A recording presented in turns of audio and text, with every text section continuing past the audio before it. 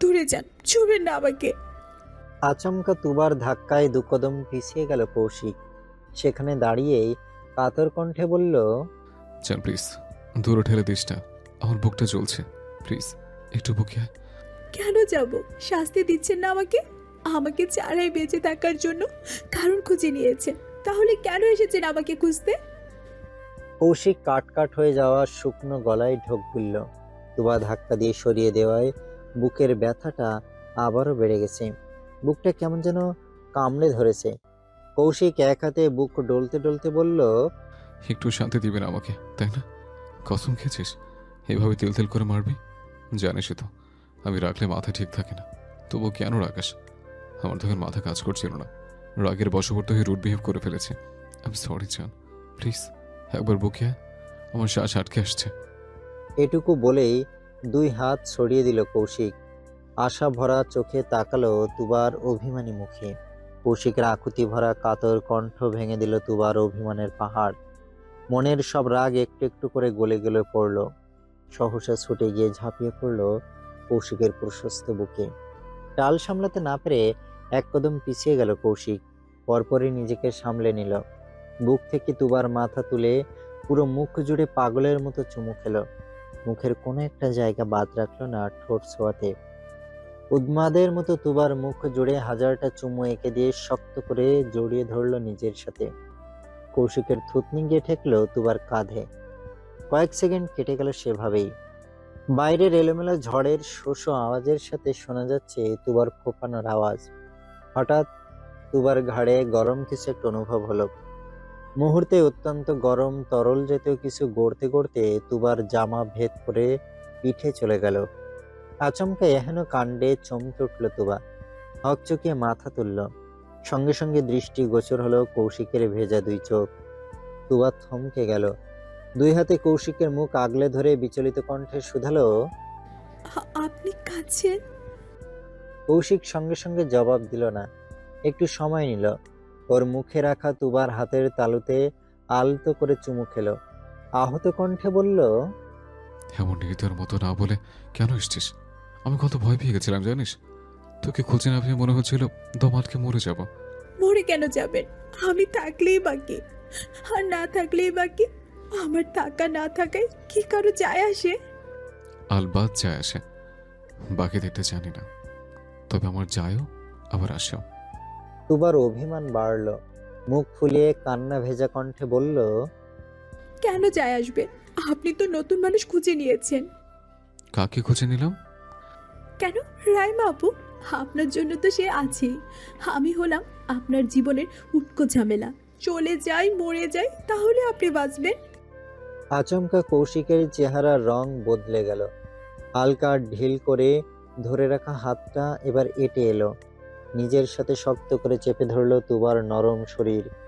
তুবার চোখে চোখ রেখে নরম সুরে বলল, আমার জীবন মরণ সব তোকে ঘিরে যান, তোকে ছাড়া আমি বাঁচতেও চাই না, তোকে রেখে মরতেও চাই না। কথাগুলো মানে বুঝিস?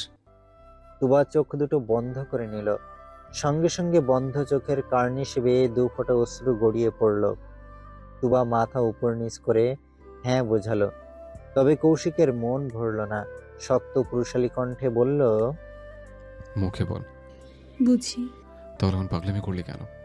একটা কথা মনে রাখবে চান, কৌশিক যতদিন বাঁচবে তোমার হয়ে বাঁচবে।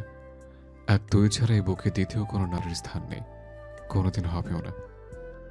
তুবার ভেতরে অদৃশ্য দহন এবার পুরোপুরি থেমে গেল। বন্ধ করে রাখা চোখের পাতা ধীরে ধীরে মেলে ধরল। সঙ্গে সঙ্গে দৃষ্টিগোচর হলো কৌশিকের কাতর দুই চোখ, যেখানে এই মুহূর্তে এক সাগর ভালোবাসা দেখা যাচ্ছে। তুবা কয়েক পল নির্বিশেষ তাকিয়ে রইল কৌশিকের চোখের দিকে। আচমকা বাতাসের সাথে সাথে বৃষ্টির ঝাপটা এসে লাগলো দুজনের গায়ে। এই পর্যায়ে সংবিত ফিরে পেল কৌশিক। তুবাকে ছেড়ে মাটির ঘরটার দরজার কাছে গেল। জং ধরা তালার দিকে এক পলক তাকিয়ে জোরে সোরে লাথি মারল মাঝ বরাবর। ঘুণে ধরা আধ ভাঙা কাঠের দরজাটা এবার পুরোপুরি ভেঙে দুম করে ভেতরে পড়ে গেল। কৌশিক আলতো করে তুবার হাত মুঠোয় পুরে নিয়ে বলল, আয় আমার সাথে। তুবা বিনা বাক্যে এগিয়ে গেল সাথে। ছোটখাটো একটা ঘর। ঘরের এক কোণে মাটিতে ছোট একটা তোশক পাতা, অন্য কোণে ভাঙাচোরা একটা টেবিল। এটা যে কারো বসত বাড়ি নয় সেটা স্পষ্ট বোঝা যাচ্ছে। মাঝে মাঝে কেউ হয়তো আসে ক্ষণিক সময়ের জন্য। কৌশিক ভেতরে ঢুকে ভাঙা দরজাটা কোনোভাবে দাঁড় করিয়ে টেবিলটা দিয়ে আটকে দিল। এরপর মৌমিতাকে ফোন করে তুবাকে পেয়েছে সেই খবর জানালো। বিস্তারিত বলার সুযোগ পেল না, কারণ নেটওয়ার্ক খুব সমস্যা করছিল। তাই সংক্ষিপ্ত খবর জানিয়েই ফোনটা কেটে দিল কৌশিক। পুরনো ফোনটার দিকে তাকিয়ে একটা দীর্ঘশ্বাস ছাড়ল।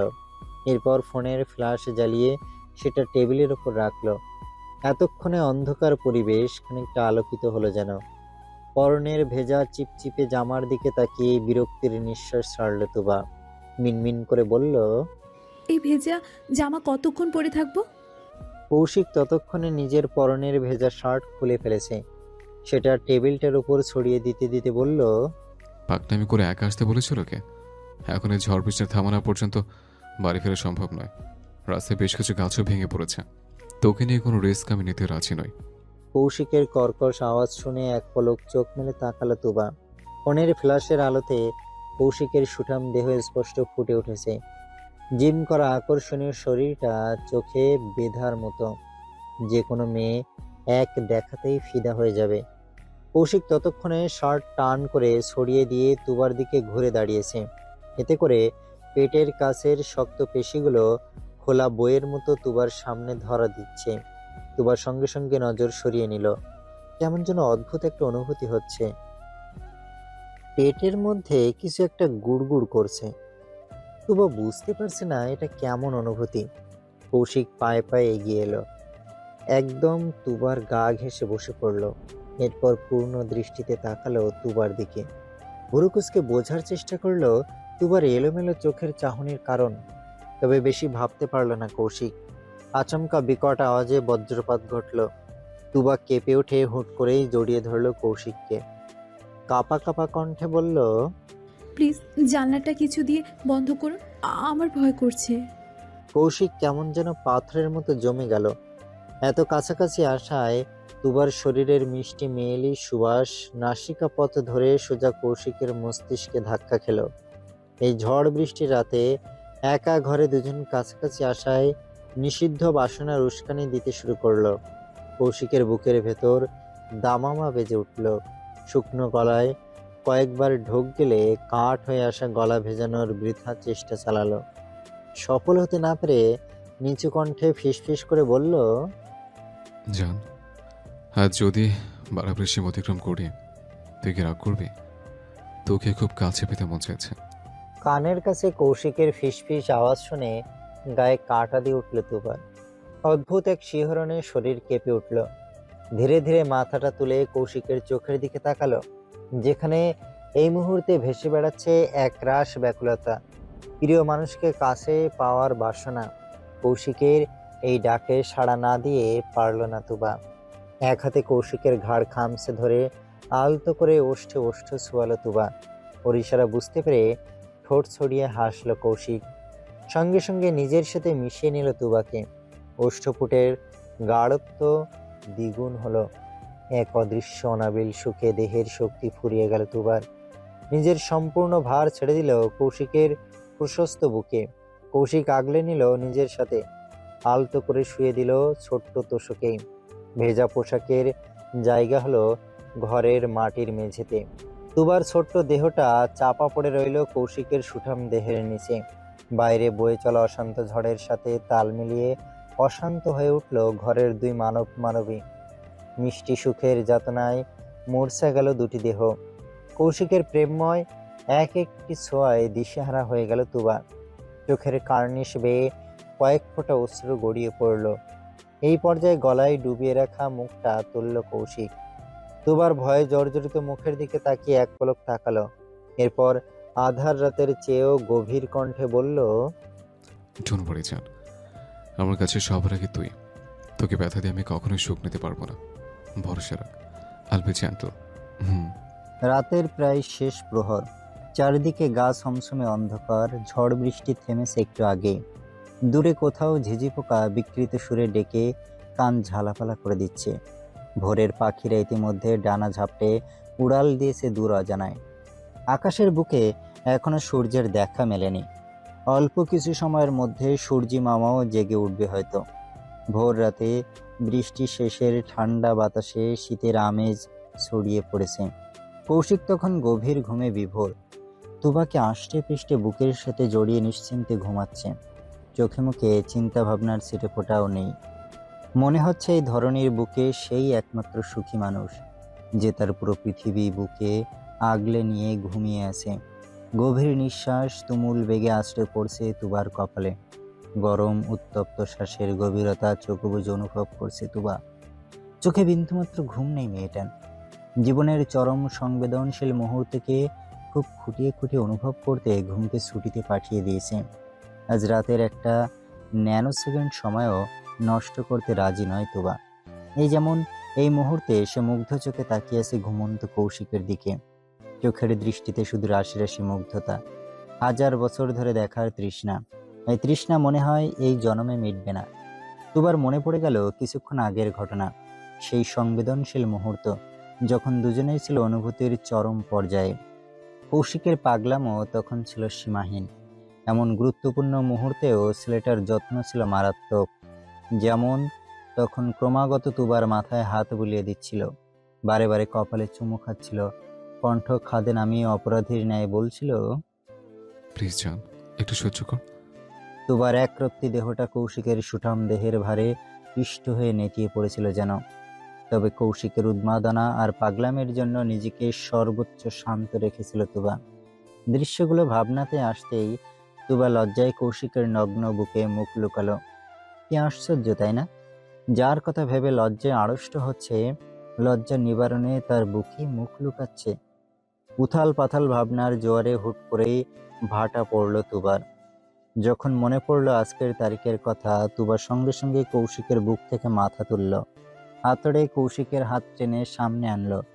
সচরাচর কৌশিকের ঘড়ি পড়ার অভ্যাস, আজও তার ব্যতিক্রম হয়নি। তুবা আবসা অন্ধকারেই চোখ ছোট ছোট করে ঘড়িতে নজর বুলালো। রাত 4:45। ইতিমধ্যে ভোরের আলো ফুটতে শুরু করেছে। এত দেরি হয়ে যাওয়াতে তুবার মনটা খানিক খারাপ হয়ে গেল। ধুর, প্ল্যান অনুযায়ী কিছুই হলো না। মুখটা প্যাঁচার মতো বানিয়ে রিনরিনে স্বরে ডেকে উঠল, শুনছেন? কৌশিক বরাবরই ঘুম পাতলা মানুষ, একটু আওয়াজেই ঘুম ভেঙে যায়। এখনো তার ব্যতিক্রম হলো না। তুবার এই ছোট্ট ডাকেই ঘুমটা ছুটে গেল। তবুও চোখ খুলে তাকালো না কৌশিক। তুবার নগ্ন দেহটা টেনে আরো একটু নিজের সাথে মিশিয়ে নিয়ে ঘুম ঘুম কণ্ঠে বলল, ঘুমোতে যান, আমার চোখে অনেক ঘুম। তুবার ঠোঁট ফুলালো। কৌশিকের শক্ত বাঁধন ছাড়িয়ে একটু উপরে উঠল, কানের কাছে মুখ নিয়ে ধীর কণ্ঠে বলল, হ্যাপি বার্থডে জামাইজান। কানের কাছে তুবার ফিস ফিস কণ্ঠের মৃদু আওয়াজে শরীরের লোমকূপ দাঁড়িয়ে গেল কৌশিকের। দেহে রক্ত চলাচল বেড়ে গেল দ্বিগুণ।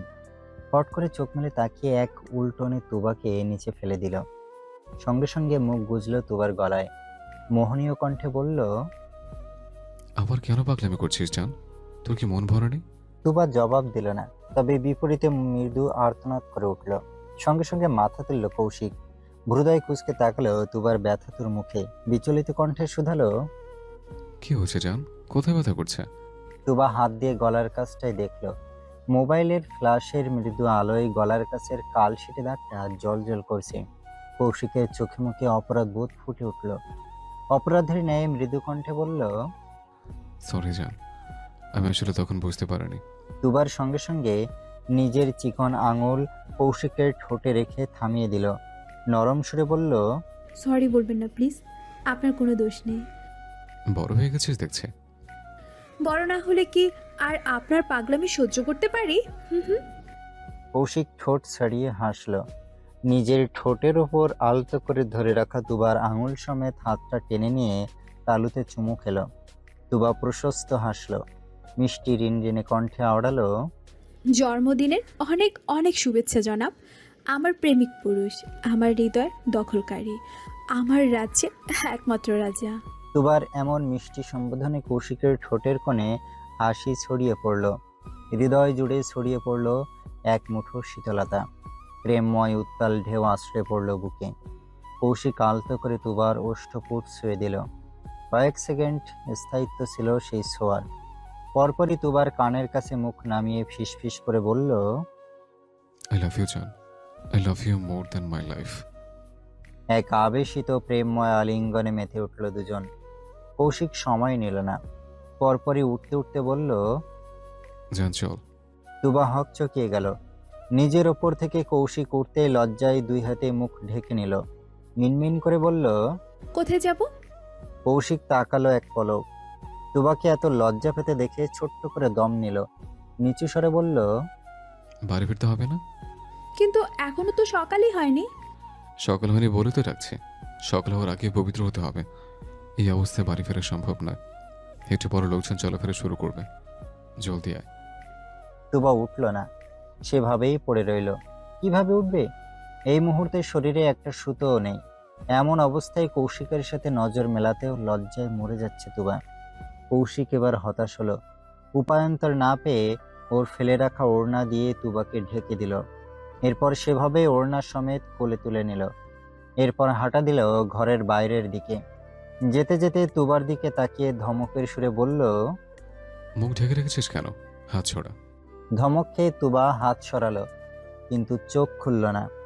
কাল তুবাকে খুঁজতে সে বাগানের পাশেই ছোট পুকুর দেখেছিল কৌশিক। গ্রামে এমন ছোটখাটো পুকুর, নদী অহরহ চোখে পড়ে। তুবাকে নিয়ে সেখানেই এলো কৌশিক। সবে ভোরের আলো ফুটতে শুরু করেছে। কিছুক্ষণের মধ্যেই চারিদিক পুরোপুরি পরিষ্কার হয়ে যাবে। তবে এই দিকটা জনমানব শূন্য হওয়ায় ওদের একটু সুবিধাই হলো। তুবাকে কোলে নিলেই পুকুরের পাড়ে বসলো কৌশিক। নরম সুরে বলল, একা পারবি? ডুবে যাব। বলেই ঠোঁট উল্টালো তুবা। কৌশিক সময় ব্যয় করল না, তুবাকে নিয়েই পানিতে নামলো। নামতে নামতে আদেশ সুরে বলল, আমাকে শক্ত করে ধর। গুরুত্বপূর্ণ কাজ শেষে আবারও সেই ঘরে ফিরে এলো দুজন। গতরাতে তুবার ভেজা জামাটা মাটির মেঝেতে পড়েছিল। সারা রাতে অল্প কিছুটা শুকিয়েছে, সেটাই আপাতত পরে নিল তুবা। তবে কৌশিকের একটু অসুবিধাই হলো। পুকুরে নেমে প্যান্ট ভিজে গেছে, এখন এটা চেঞ্জ করাও সম্ভব নয়। তাই অগত্যাই শুকনো শার্টটা গায়ে জড়িয়ে ফোনটা পকেটে পুরে নিল। এরপর তুবার হাতটা আলতো করে ধরে বলল, চল বাড়ি যাওয়া যাক। দোতলা বাড়িটার উঠোন জুড়ে পায়চারি করছে ভূঁইয়া পরিবারের সদস্যরা। সকলের চোখে মুখে চিন্তার ছাপ। সেই গতরাত থেকে বাড়ির ছোট মেয়েটার খবর নেই। যদিও কৌশিক ফোন করে জানিয়ে দিয়েছিল তুবাকে পাওয়ার কথা, কিন্তু তবুও ছেলে মেয়ে দুটোকে চোখের সামনে না দেখা পর্যন্ত বাড়ির কর্তারা স্বস্তি পাচ্ছেন না। সবচেয়ে বেশি কাতর হয়ে পড়েছেন তাওহিদ সাহেব, একমাত্র কলিজার টুকরো তার। তুবার জন্মের 1 বছরের মাথায় ময়না বেগমের জরায়ুতে টিউমার ধরা পড়ে। অপারেশনের পর তার দ্বিতীয়বার সন্তান জন্ম দেওয়ার সব রাস্তা বন্ধ।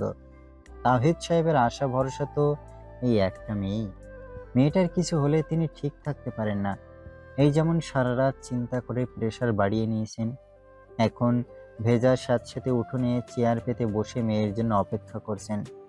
প্রেশার বাড়ার ফলে দাঁড়িয়েও থাকতে পারছেন না। জামাল সাহেব পেছনে 2 হাতে বেঁধে অনবরত পায়চারি করছেন আর বারে বারে গেটের দিকে তাকাচ্ছেন।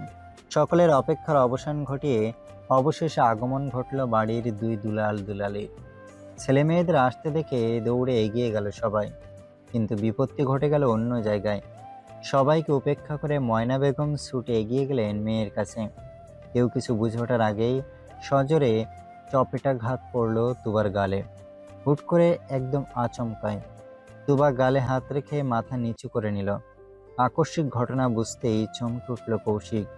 বুকের ভেতর আচমকা মুচড়ে উঠল যেন। মনে হচ্ছে চড়টা তুবার গালে নয়, ওর কলিজাতে গিয়ে লেগেছে। সঙ্গে সঙ্গে মেয়েকে ধমকে উঠলেন ময়না বেগম। বেয়াদব মেয়ে, পাখনা গুছিয়ে গেছে তাই না? আদর পেয়ে পেয়ে মাথায় উঠে গেছিস। কোন সাহসে ভোর সন্ধ্যায় একা একা বাড়ির বাহিরে গেছিস তুই? বল, এত সাহস কে দিল তোকে? মায়ের বাজখাই গলার ধমকে ফুঁপিয়ে উঠল তুবা।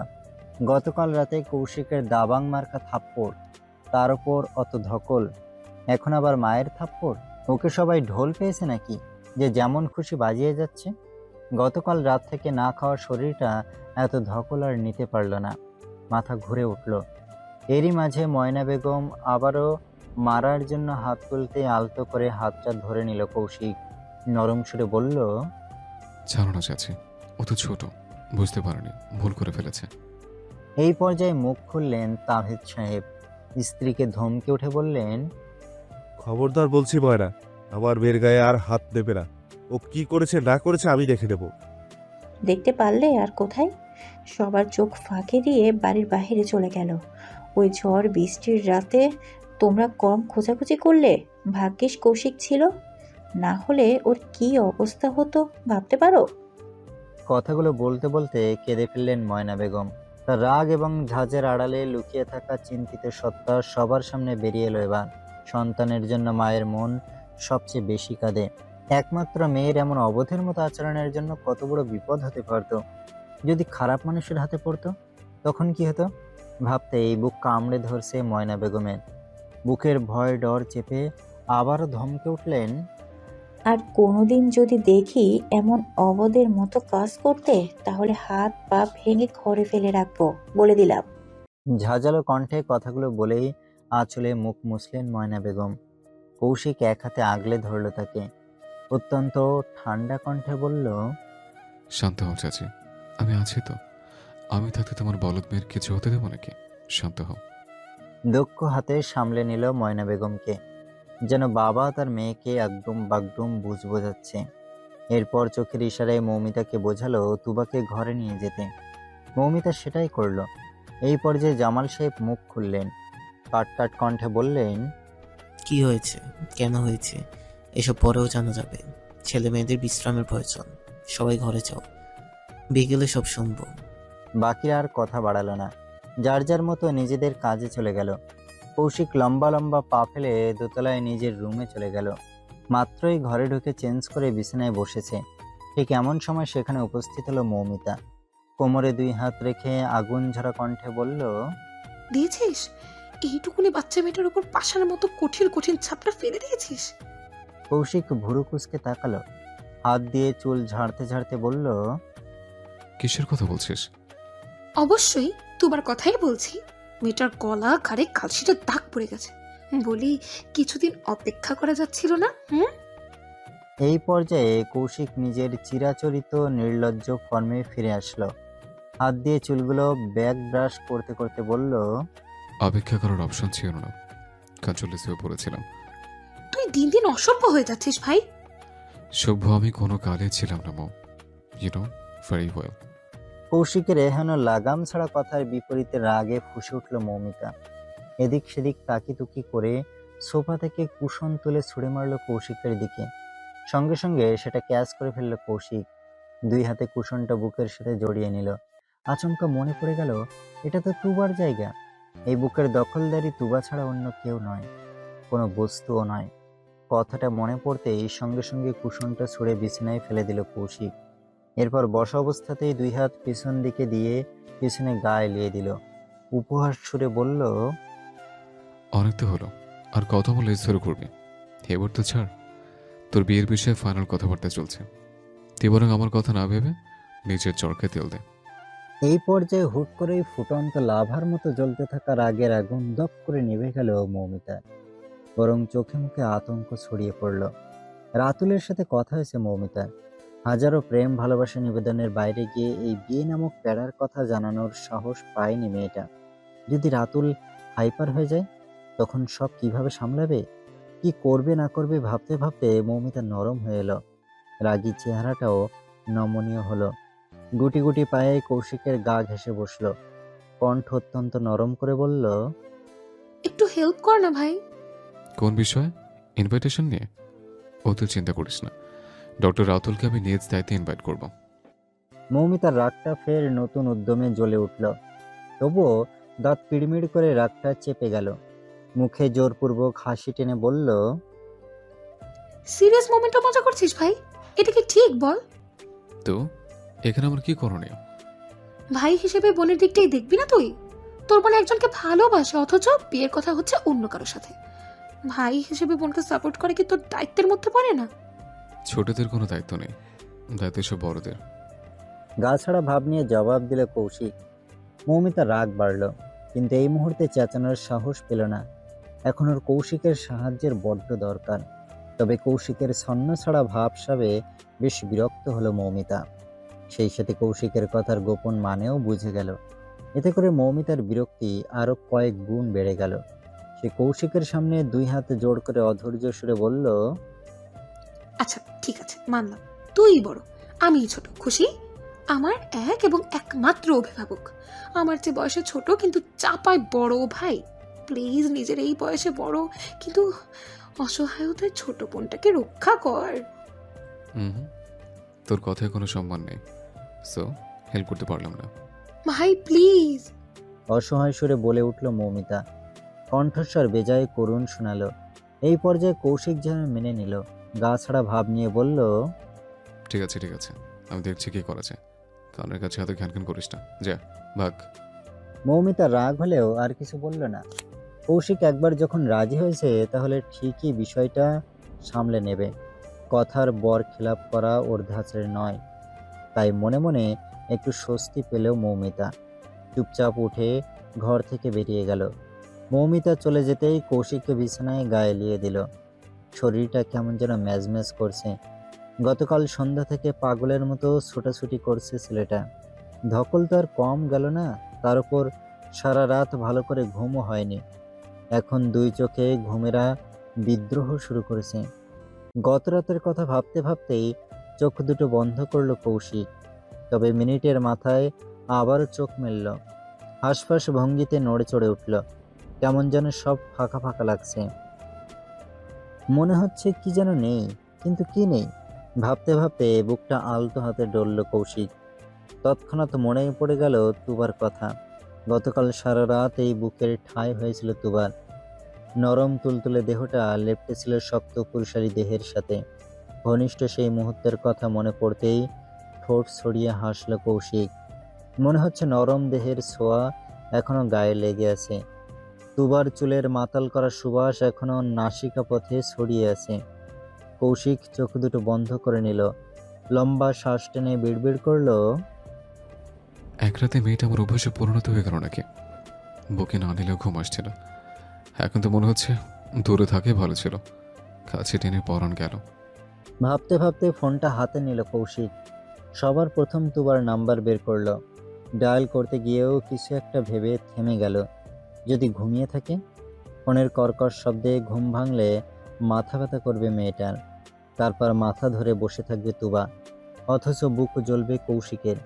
ভাবতে ভাবতে নাম্বারটা কেটে দিল কৌশিক। এর পরপরই মৌমিতার নাম্বারে ডায়াল করলো।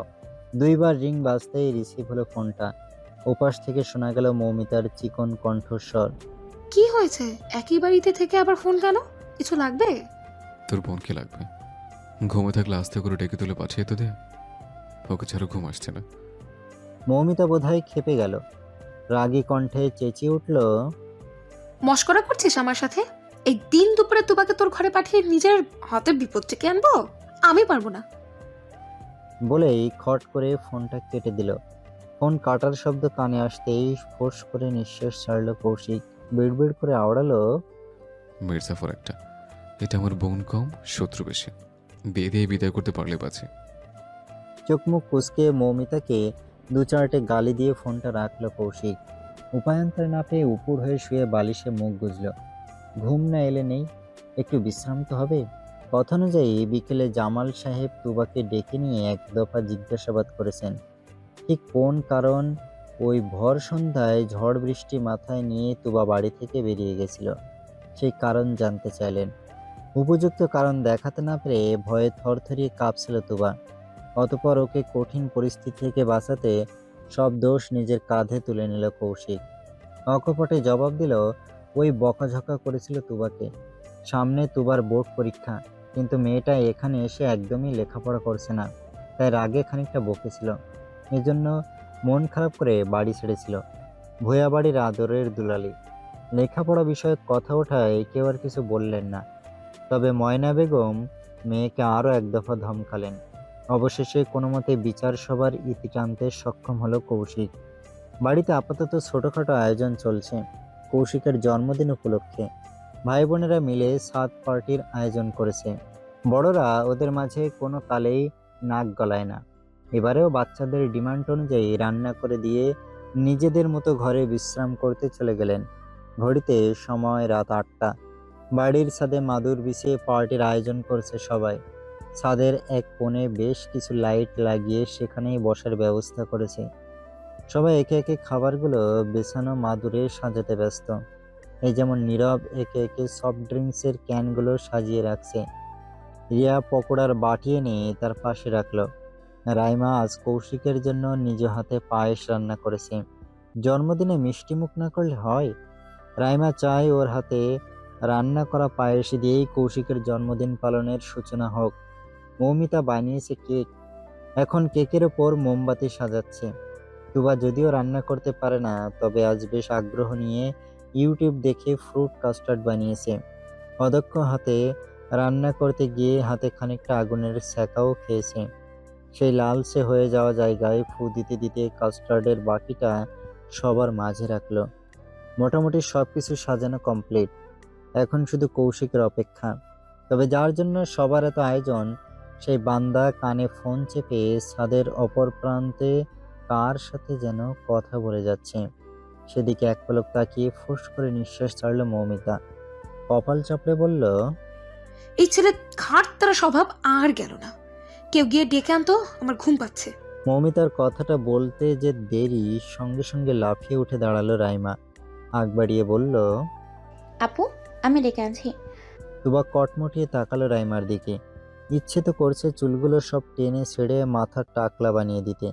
উচ্ছ্বসিত মনে রাইমা যেই না এক কদম বাড়িয়েছে, সঙ্গে সঙ্গে ওর হাত টেনে ধরল রিয়া।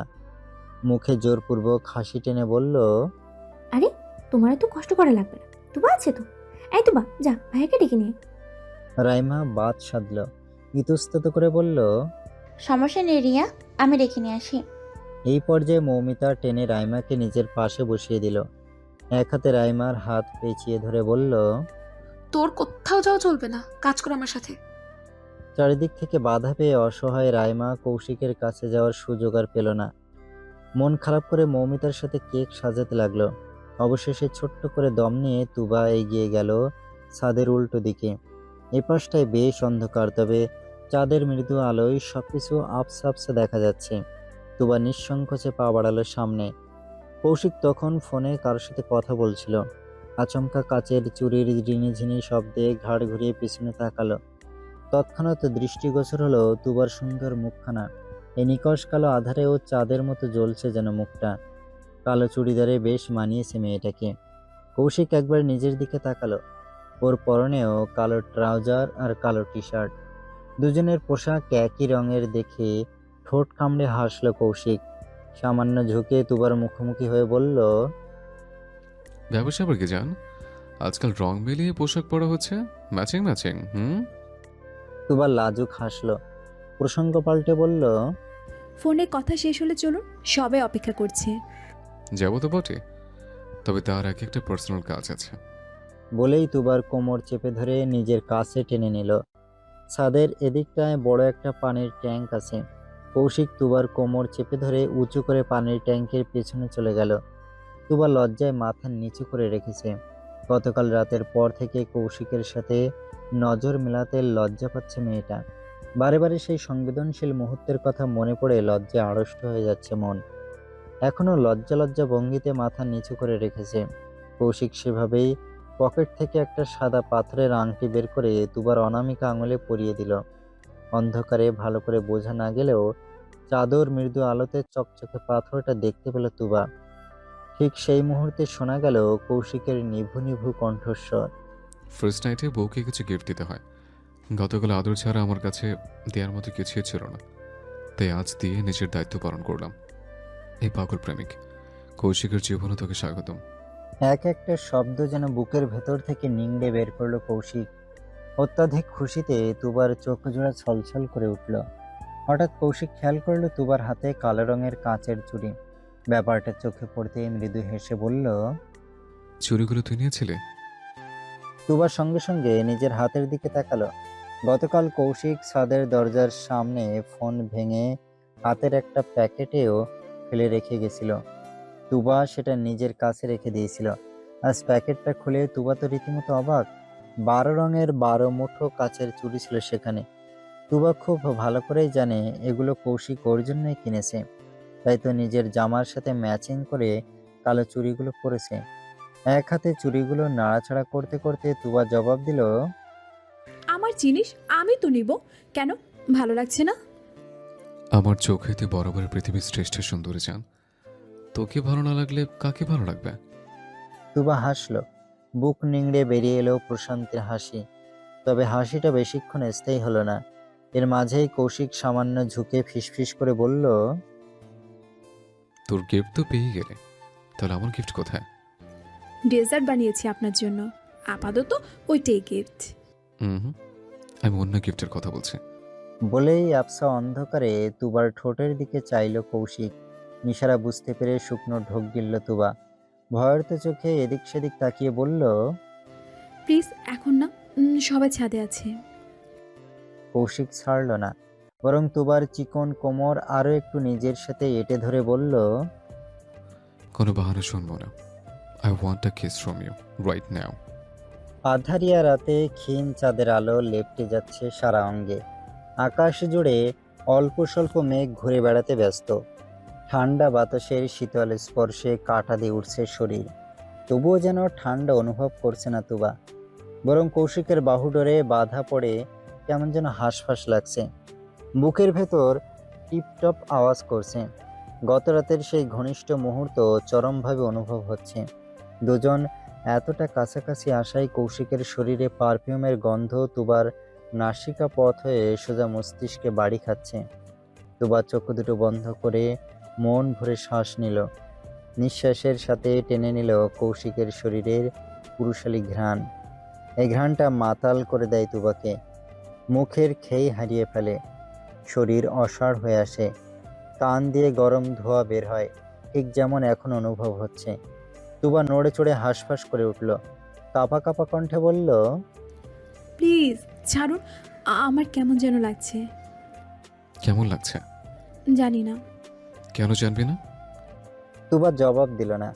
এলোমেলো দৃষ্টিতে এদিক সেদিক তাকালো। কৌশিকের শক্ত বন্ধন থেকে ছাড়া পাওয়ার চেষ্টা করলো, তবে তাতে খুব একটা সফল হলো না।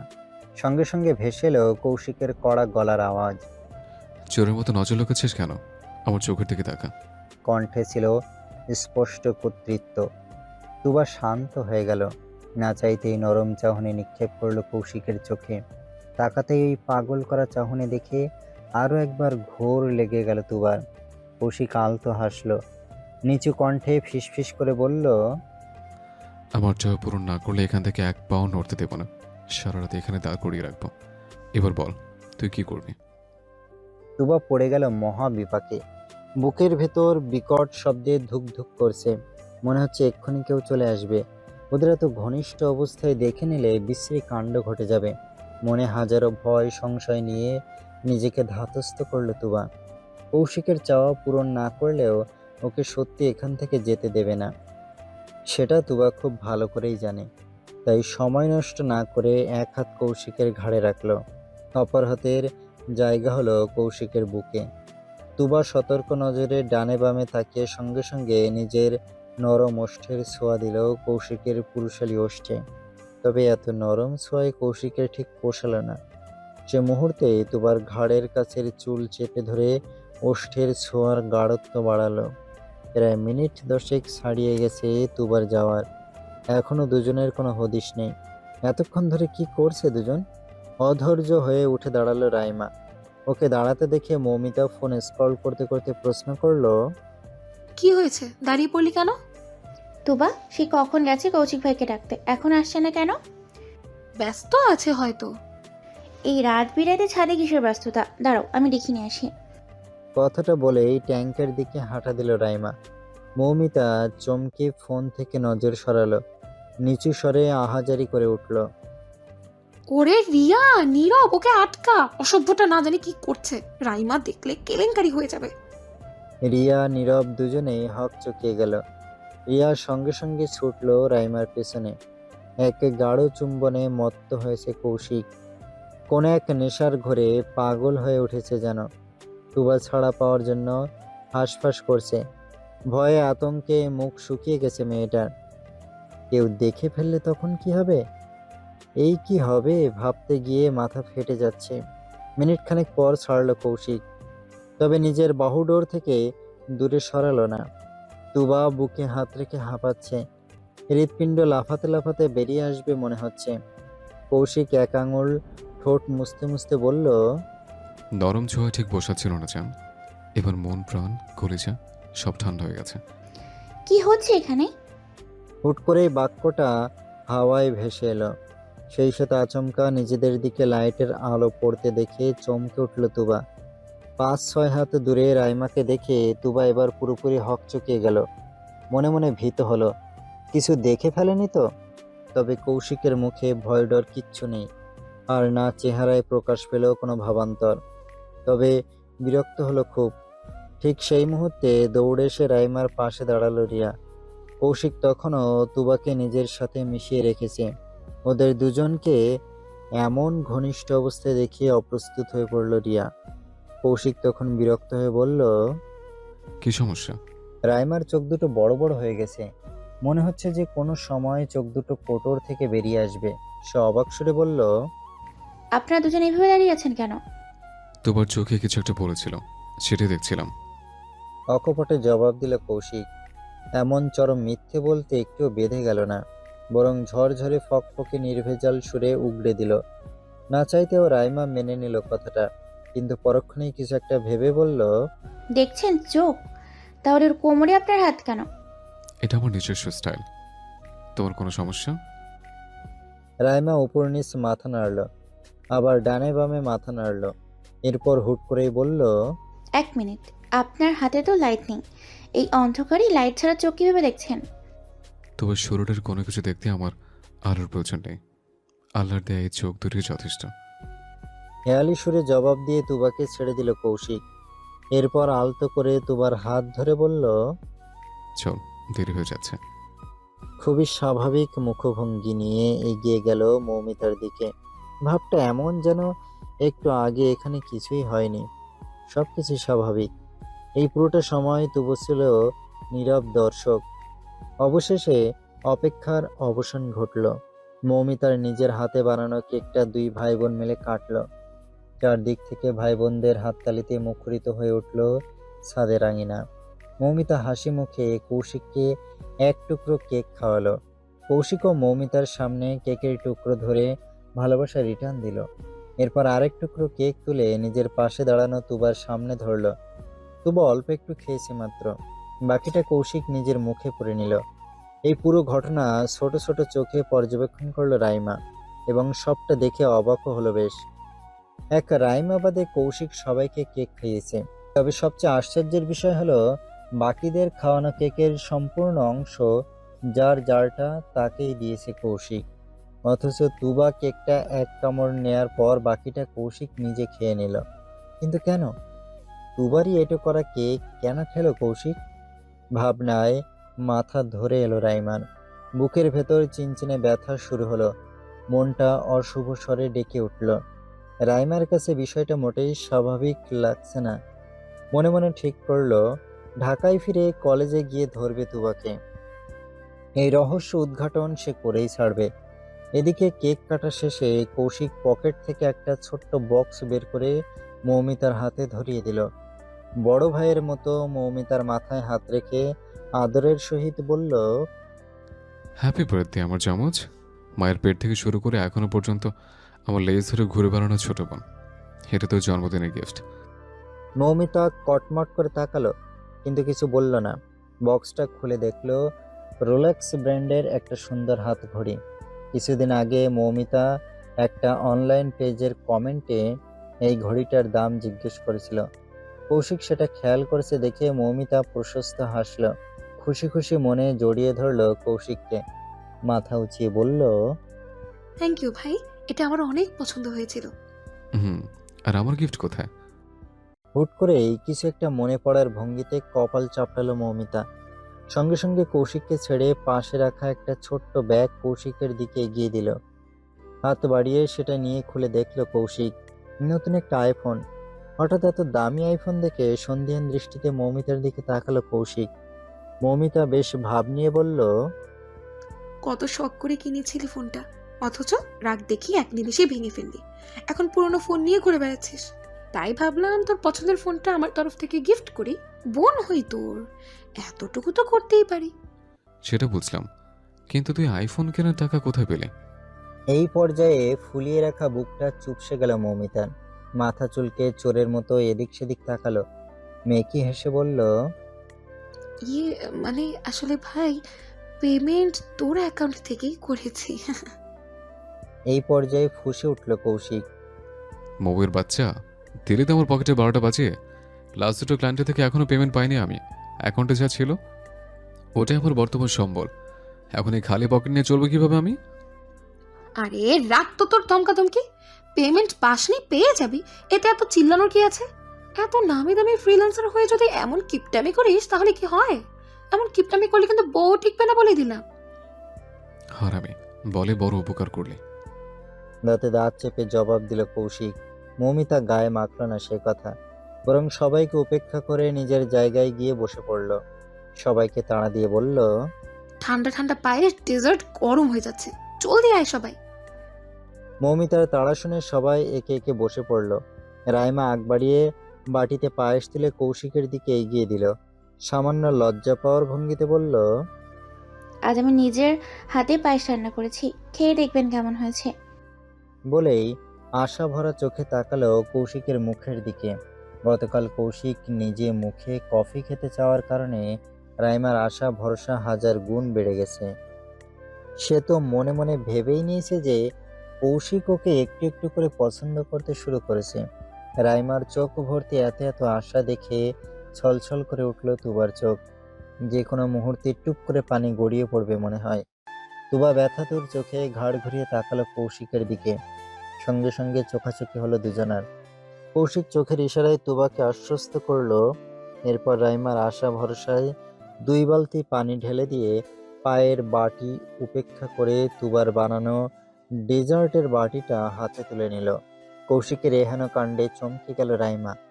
অবাক সুরে বলল, এ কি, আপনি পায়েস খাবেন না? না। কৌশিকের ছোট্ট জবাব। বিপরীতে রাইমা পাল্টা প্রশ্ন করলো, কিন্তু কেন, আপনি তো পায়েস পছন্দ করেন। করি, কিন্তু এখন খেতে ইচ্ছে করছে না। এখন আমি কাস্টার্ড খাবো। বলতে বলতে 1 চামচ কাস্টার্ড মুখে পুরে নিল। সঙ্গে সঙ্গে চোখ দুটো বন্ধ করে নিল কৌশিক। মুখ থেকে বের হলো সুস্বাদু আওয়াজ, ইয়াম্মি, এত টেস্টি ডেজার্ট কে বানালো? রাধুনির হাতে চুমু খেতে ইচ্ছে করছে।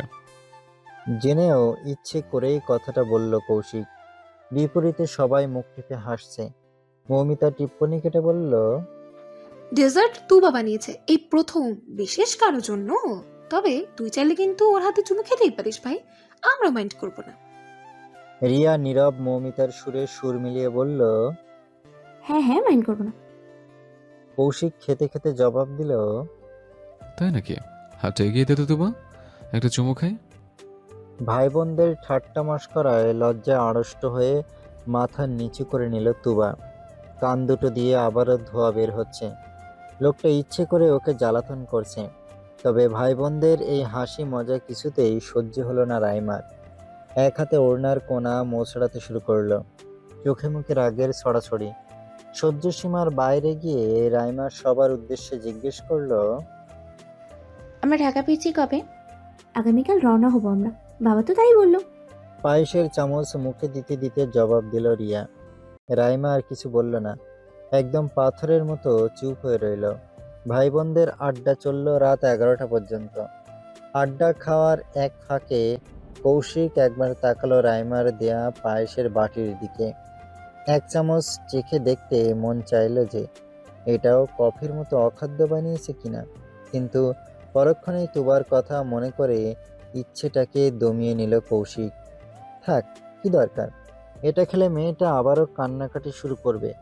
আর এই মেয়েটাকে কাঁদতে দেখলে কৌশিক একদম শান্তি পায় না, বুকটা ভীষণ জ্বলে।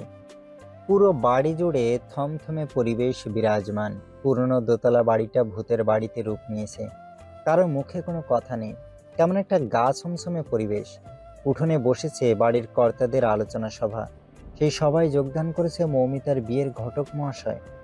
সেদিন যে পাত্রপক্ষ মৌমিতাকে দেখতে এসেছিল তাদের মেয়ে ভীষণ পছন্দ হয়েছে। সেদিন থেকেই ঘটককে চাপ দিচ্ছে বিয়ের কথা আগানোর জন্য। জামাল সাহেবও আগ্রহ দেখাচ্ছেন। হাটে গিয়ে একবার ছেলের সঙ্গে দেখা হয়েছিল জামাল সাহেবের। দেখতে বেশ সুদর্শন, নম্র ভদ্রও লাগলো। পেশায় একজন ইঞ্জিনিয়ার, কোনো দিকে কমতি নেই।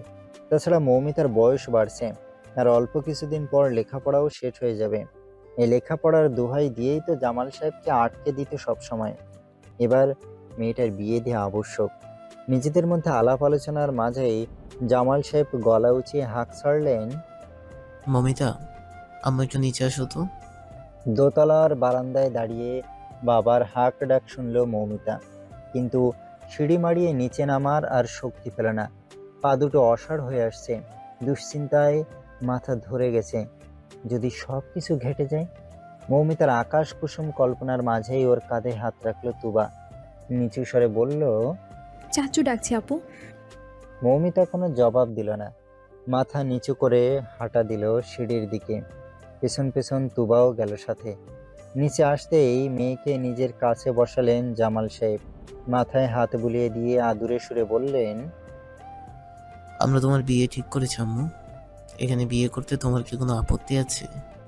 মৌমিতা ছলছল চোখে তাকালো নিজের বাবার দিকে, ধরা গলায় বলল, আমার মাস্টার্স এখনো শেষ হয়নি বাবা। তুমি তো কথা দিয়েছিলে লেখাপড়া শেষ না হওয়া পর্যন্ত বিয়ের কোনো চাপই দেবে না। এখনই তো বিয়ে হচ্ছে না আম্মু, কথাবার্তা বলে রাখছি। বিয়েটা না হয় তোমার পরীক্ষার পরেই হবে। গুরুত্বপূর্ণ আলোচনার মাঝেই কোথা থেকে যেন ভূতের মতো আগমন ঘটল কৌশিকের। হুড়মুড়িয়ে এসে জল চৌকিতে ধপ করে বসে গমগমে সুরে বলল, কোনো বিয়ে হবে না, সবকিছু ক্যান্সেল। আচমকা কৌশিকের এহেন কথায় ছোটখাটো বোমা ফাটলো যেন। জামাল সাহেব রেগে গেলেন। আবার কি করতে চাইছো তুমি? শুভ কাজে ব্যাগরা দিচ্ছ কেন? কারণ আছে বলেই দিচ্ছি। মৌয়ের জন্য আমি একটা ছেলে পছন্দ করেছি। ছেলে একজন ডক্টর, ফ্যামিলিও ভালো। আমি চাই তোমরা তার সাথে একবার দেখা করো। মুহূর্তে এই পরিবেশ থমথমে হয়ে উঠল। তাহিদ সাহেব আর লুৎফর সাহেব একে অপরের মুখ চাওয়াচাই করলেন। জামাল সাহেবের মুখটাও বেজায় থমথমে। তিনি গম্ভীর কণ্ঠে বললেন, এখানে সিরিয়াস বিষয়ে কথা হচ্ছে কৌশিক। আমিও সিরিয়াস হয়েই বলছি বাবা। চেনা নেই জানা নেই এক দেখায় কোনো ছেলের হাতে আমার বোনকে তুলে দেবো না। কি গ্যারান্টি আছে ভবিষ্যতে ছেলের কোনো ফল্ট বের হবে না? এদিকে আমি ডক্টর রাতুলকে 4 বছর ধরে চিনি, তার ফ্যামিলিকেও চিনি। মৌয়ের জন্য রাতুল একদম পারফেক্ট। ক্যারিয়ারে দিক বিবেচনা করলে রাতুলই সেরা। সরাসরি রিজেক্ট করার আগে একবার ওর সাথে দেখা তো করো বাবা। দেখা করার পরেও যদি তোমার ঠিক না লাগে তাহলে আমি কিচ্ছু বলবো না। ছেলের লম্বা যুক্তির কাছে দমে গেলেন জামাল সাহেব। চিন্তিত ভঙ্গিতে মাথা নিচু করে নিলেন। সামনে ঘটক বসে আছে, তাকে দিয়ে এত খাটিয়ে হুট করেই মানা করে দিলে কেমন দেখায়। জামাল সাহেবের মুখ দেখে ঘটক হয়তো কিছুটা আন্দাজ করে নিল। এরপর তাহিদ সাহেবের পেছনে দাঁড়ানো তুবার দিকে তাকিয়ে বলল, বুঝতে পেরেছি জামাল ভাই, কোনো সমস্যা নেই। তবে একটা কথা, বড় মেয়ের বিয়ে না হয় না হলো, কিন্তু মেয়ে তো আপনাদের আরও আছে। আপনাদের এই মেয়ের জন্য ছেলে দেখব জামাল ভাই। আপনার মেয়েগুলো বাড়ি মিষ্টি। কথাগুলো বলতে বলতে তুবার দিকে আঙুল তাক করলো ঘটক। কৌশিকের শান্ত মস্তিষ্কে একবার ধপ করে আগুন জ্বলে উঠল। সেকেন্ডের ব্যবধানে সুদর্শন মুখটা রক্তিম বর্ণ ধারণ করলো। ঘাড় ঘুরিয়ে আগুন চোখে তাকালো তুবার দিকে। সেই আগুন দৃষ্টিতে নজর মিলিয়ে শুকনো ঢোক গেল তুবা। ও ঠিক বুঝতে পারল না এখানে ওর দোষটা কি। এমন চোখ দিয়ে পুড়িয়ে ভস্ম করে দেব লোক দেওয়ার কি আছে? একটু নিচেই তো এসেছে, এতে আহামরি কোনো দোষ হয়েছে নাকি? এরই মাঝে কৌশিক শান্ত কণ্ঠে বলল, তুবা ঘরে যা। কথাটা শান্তভাবে বললেও তুবার শরীরে কাঁটা দিয়ে উঠল। আর এক মুহূর্ত সেখানে দাঁড়ালো না তুবা, ছুটে চলে গেল নিজের ঘরে। কৌশিক এবার আয়েশ করে বসলো জল চৌকিতে। ঘটকের দিকে তাকিয়ে মেকি হেসে বলল, আমার বাড়ির মেয়েকে নিয়ে আপনার চিন্তা করতে হবে না চাচা, আপনি এখন আসতে পারেন। মানে মেয়েটা অনেক সুন্দরী আছে, ওর জন্য ভালো ছেলে দেখব। ঘটকের শেষের কথায় হাত দুটো মুষ্টিবদ্ধ হয়ে গেল কৌশিকের। তবে বাপ চাচাদের সামনে রাগারাগি করাটা ভালো দেখাবে না, তাই অগত্যাই কোনো মতে রাগটা গিলে নিল, দাঁতে দাঁত চেপে বলল, ওর বিয়ে দেব না। কিন্তু কেন বাবা? খুঁটি চেনেন? খুঁটি, ঘরের খুঁটি বানিয়ে সারা জীবন আমাদের কাছে রেখে দেব, যাতে ঝড় বৃষ্টিতে আমাদের বাড়ির ছাদ মাথার উপর থেকে ভেঙে না পড়ে। উত্তর পেয়েছেন? এবার আপনি নিজের রাস্তা মাপুন।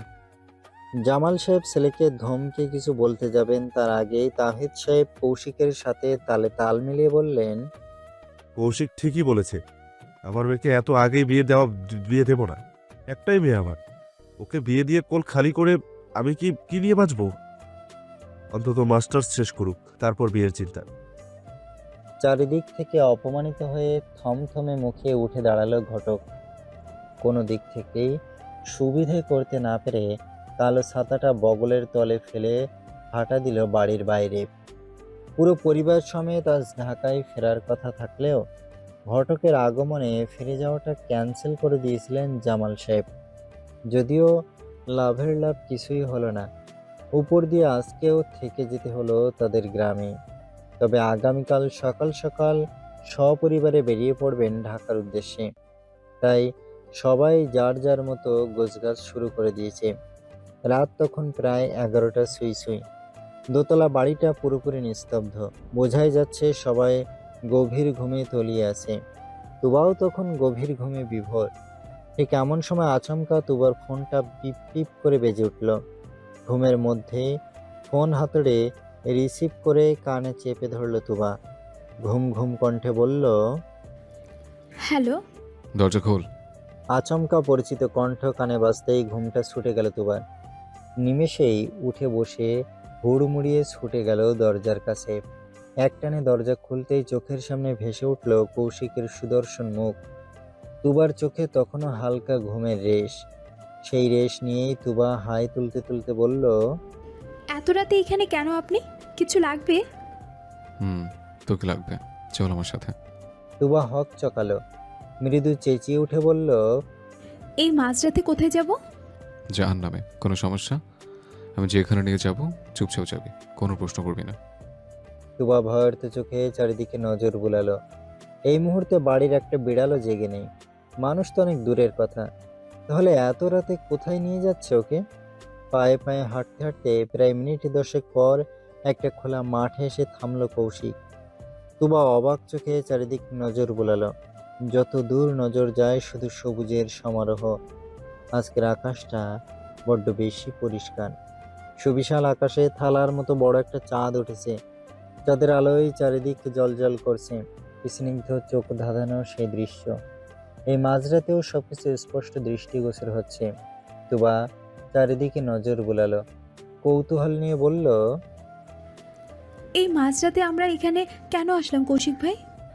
বউয়ের একটা ইচ্ছেও অপূর্ণ রয়ে গেছিল, সে অপূর্ণ ইচ্ছেও পূর্ণ করতে চাইছে। তুবার তৎক্ষণাৎ মনে পড়ে গেল সেই রাতে কৌশিকের সাথে ঘুরতে বের হতে চেয়েছিল। এত ঝুট ঝামেলার মধ্যেও কৌশিক সেটা মনে রেখেছে। ভাবতেই প্রশস্ত হাসলো তুবা। পায়ের জুতো জোড়া খুলে সবুজ ঘাসে পা রাখলো। সঙ্গে সঙ্গে অদ্ভুত এক শিহরণে চাঙ্গা হয়ে উঠল শরীর। তুবা আলতো করে কৌশিকের এক হাত ধরে বলল, চলুন, আপনার হাত ধরে ঘাসের উপর হাঁটবো। কৌশিক বাধা দিল না, বরং নিজের পায়ের জুতো জোড়া খুলে তুবার জুতোর পাশে রাখলো। এরপর গুটি গুটি পায়ে হাঁটতে হাঁটতে শুরু করলো গন্তব্যহীন পথে। হাঁটতে হাঁটতেই নিচু কণ্ঠে বলল, আজ রাতটা তোর নামে লিখে দিয়েছি জান, সে সাথে এই সম্পূর্ণ আমিটাকেও। আজ তুই যা বলবি তাই করব, উইদাউট এনি কোয়েশ্চেন। তুবা আলতো হাসলো, দুই হাতে কৌশিকের পেশিবহুল বাহুটা জড়িয়ে ধরল। নিঃশব্দে খানিকক্ষণ হাঁটলো কাঁচা রাস্তা দিয়ে। পায়ের নিচে মাটি এবং দুর্বা ঘাসের শীতল ছোঁয়া, সঙ্গে সবচেয়ে প্রিয় মানুষ। সে এক দারুণ অনুভূতি। বেশ কিছুক্ষণ ঘাসের ওপর হাঁটাহাঁটি করে আবারও আগের জায়গায় ফিরে এলো দুজন। পরিষ্কার ঘাস দেখে সেখানে বিনা দ্বিধায় শটান হয়ে শুয়ে পড়ল তুবা। আজ সারা রাত এখানে শুয়ে শুয়ে চন্দ্রবিলাস করবে। সকালের আগে বাড়িমুখো হবে না। কৌশিকও কোনো বারণ করলো না, বরং তুবার সাথে তাল মিলিয়ে নিজেও ওর পাশাপাশি শুয়ে পড়ল। দুজনের নজর মাথার উপর স্থির হয়ে দাঁড়িয়ে থাকা রূপালী চাঁদের দিকে। চারিদিক শুনশান নিস্তব্ধ। দূর থেকে ঝিঝি পোকার ডাক শোনা যাচ্ছে শুধু।